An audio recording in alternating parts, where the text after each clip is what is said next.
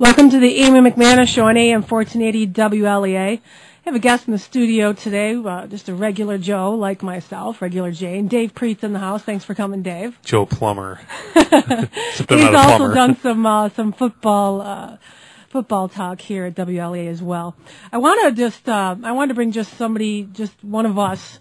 A lot of times we talk to the professionals and the people with lots of letters after their names, but I think it's important that we all just talk to each other. And I wanted to bring Dave in, and I'll explain that in a minute, but I think sometimes when we live in a small town, Hornell or Canisteo or Arkport, whatever, it's easy to think that we're not as involved as the media would like to think that we are. But I've noticed, I had mentioned this at a show a few months ago, that in the spring, soon after the inauguration, I was talking with people, and I was amazed at how many people I never thought were interested in politics, and that were very interested, very engaged, would come up to you and talk to you about what was going on in the town and in the state and in the world. And I've realized that their passion and intensity for the issues has really just increased. And in talking with them and in talking with the more seasoned citizens, I can tell you, and I know many of you have heard this, that I've never seen this in my lifetime, where people seem to be so polarized, uncivil, vitriolic, and even if they're not behaving in that manner, they're certainly portrayed that way by the fringe media. And it's not just the way the opposition treats each other. It's oftentimes the fact that those who are perhaps ignorant of issues often get more coverage. So I wanted to talk to Dave Preet because he had something interesting happen to him on this subject as well as I did. So we're gonna share sob stories about how difficult it is. And as I said, we're not immune just because we live in a rural area, to have a conversation with someone and have differing opinions, because it seems like just in the past 10 or 12 years or so, maybe a little longer, that no one can have a civil disagreement. So on that note, I'll just give you a brief background. Dave and I are Facebook friends, and he made just one line, I think it was, and I've never seen so many comments made on a one line status. There was like 60 comments. So Dave, you can take it from there.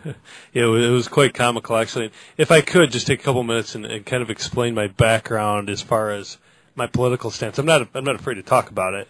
That's part of the problem is, I don't go looking for a political fight, a political argument, right, but I certainly don't back down from one either. If I see somebody who expresses something, whether it's on Facebook or in a casual conversation, that says something politically that I don't agree with, depending on where the situation I'm in or where I'm at, I'm going to say something. Right. Don't you think that's part of the problem, too, is that too many people are afraid to speak out because of the reaction you're going to get? Yeah, absolutely. And I'm not one of those people. I mean, right, if you walk up to me on the street and, knowing my political background, you say something to me, I'm going to fire back. I'm not going to do it in a way that's vengeful or harmful, but I'm going to politely disagree and express my reason for my argument. And you are an independent, just for the record, as I am. Well, and see that, and that's part of the problem. You see, I for years, since I was 18, says I could vote, and I'm now in my mid-30s. So for those of you who are wondering how old I am, that's how old I am. You're a youngin'. Don't feel it. I have been a registered Republican for several years, and actually, I'm still a registered Republican. I haven't gotten. I'm still lazy. I haven't gone to change yet, but I will before the next elections come up. And the reason for that is because, quite honestly, I'm really, really sick and tired of the two-party system and the way it works. Government and politics their purpose should be to bring this country together. And it doesn't work that way anymore. If anything, it totally divides us. It's weakened our country over the past several years to the point now where there's other countries that look at our country and they're like, what a joke. You have two sides of the aisle fighting with each other over stupid little things, and they act like little kids. So I don't want to affiliate myself with either one of them for that reason. But idealistically, I'm more of a Republican. I have the, You're conservative. Yeah, I'm a conservative. Some issues I'm more towards the center, but social issues I'm a conservative.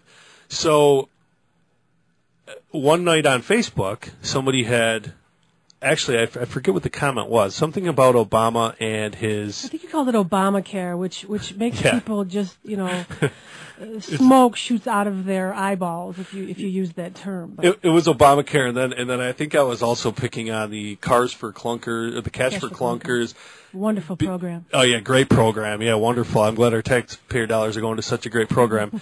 and then I think it was the day when they announced that they were doing cash for appliances. So I said, well, why don't we do cash for old shoes, cash for useless husbands, cash for whatever. You exchange them in and get more efficient red things. Hats. Yeah, cash for redheads, cash for whatever. We have all this money to throw around, so why not? So somebody of the liberal side just took offense to what I was saying. And even though I was saying it tongue in cheek. Well, that's the problem, I think. I don't know what it is, but I'm really convinced that progressives don't have a sense of humor. Or they know you're trying to be humorous, and they choose to take things literally just so they can demonize you. Just so they can demonize you. Absolutely. And and they're the same people. What gets me is that they're the same people who for 8 years, and I supported President Bush. I didn't agree with everything he did, and I don't think he was. I think he by far was not the greatest president in the world. And I've expressed that opinion. People, oh, you're a Bush guy. You love. Right. I did support him, but I didn't like everything that he did. But the liberals were the first people to stand in line and attack him whenever the guy even sneezed wrong. Mm-hmm. So now that he's out of office and their man is in, and somebody from the Republican side or the independent side, anybody that criticizes him, all of a sudden it's, you cannot do that. That's wrong. You're racist. You're this. You're that. And this is what happened on Facebook when I was making these comments about Obama. And I was making the comments not because I disagree with him because of the color of his skin. Mm-hmm. It's because of his policies and things that he has tried to do or implement. I don't agree with it. Mm-hmm. So automatically, because I don't agree with the president or with his administration, that automatically makes me a racist. Mm-hmm. And, I find that really comical because a lot of my friends, and not just my Facebook friends, my real life friends, are of different cultures, different ethnicities. A lot of my friends are African American. I don't have one racist or prejudiced bone in my body, but if I say something to a liberal about Obama and how I don't like it, something that he's doing, or I don't approve of him overall as a president, automatically that label is placed on me. Mm-hmm. And that's wrong. So you posted this comment, and you got some pretty heated comments back, and you got a bunch more heated comments defending you.